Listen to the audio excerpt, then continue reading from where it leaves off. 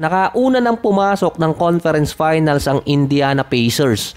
Pinalamang na gusto pang makaisa ng Cleveland kaya ayun, nauna na ring umuwi ang number 1 seed dito sa East. Best game so far kay Haliburton, meron 31 points, 6 rebounds, 8 assists at 6 out of 10 sa 3-point area.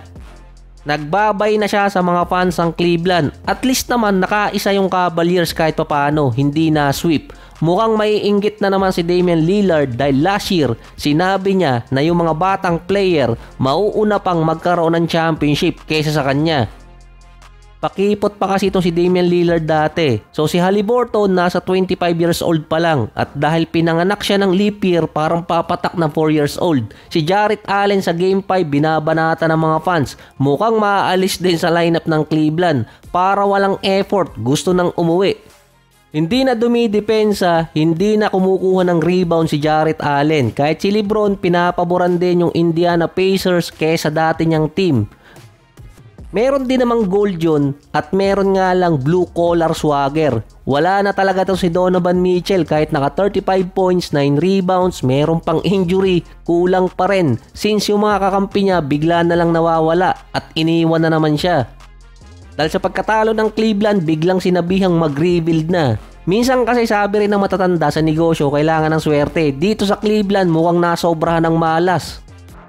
2 taon na o kaya 3 na mula nang dumating si Donovan. Ang iintay na lang ng Indiana kung sino ang mananalo sa pagitan ng Boston at Knicks since si Tatum nayari ng Achilles tendon injury. Mahihirapan din ang Boston doon lalo na si Bronson parang unstoppable pa sa playoffs.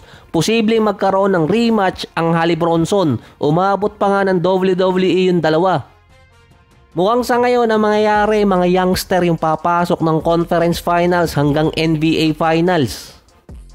Bumalik din ang dating laro ni Nikola Jokic sa Game 5 versus Thunder. 3 quarter, 31 points, 12 rebounds, 5 assists, 4 3-point shot at 68% sa field. Ito yung iniintay na galawang Jokic na nawala noong nakarang 3 game. Ang nakakapigil pa rin dito kay Nikola si Jalen Williams.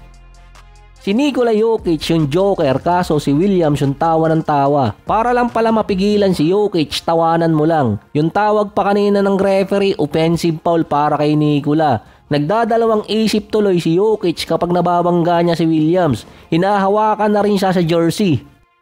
Sa yung nangyari dito kay Williams at kay Nikola Jokic, offensive foul talaga doon si Nikola dahil siya yung sumampa dito kay Williams. Siya pa yung nag-ala John Lloyd dahil siya yung naglock sa kamay ni Jalen Williams nun. Tapos hinila niya pa. Kinulang pa rin yung effort ni Nikola Jokic para makuha ang lamang kontra sa Thunder dahil nung 4th quarter ang OKC 33-17 kontra Denver. Niyayari sila dati doon ni Gordon kaso sila naman ang yumari sa Nuggets.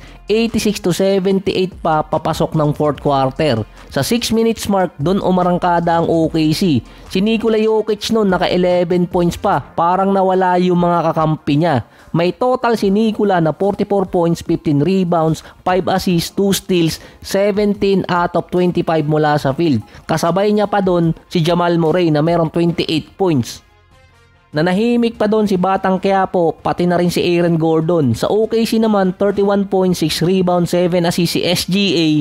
Nasa 22 points pa ang bench scoring ng Thunder. Samantalang yung Nuggets, 10 points. Nasa OKC ngayon ang lamang or advantage para makapasok sa next round. Game 6 yun, home court ng Denver Nuggets.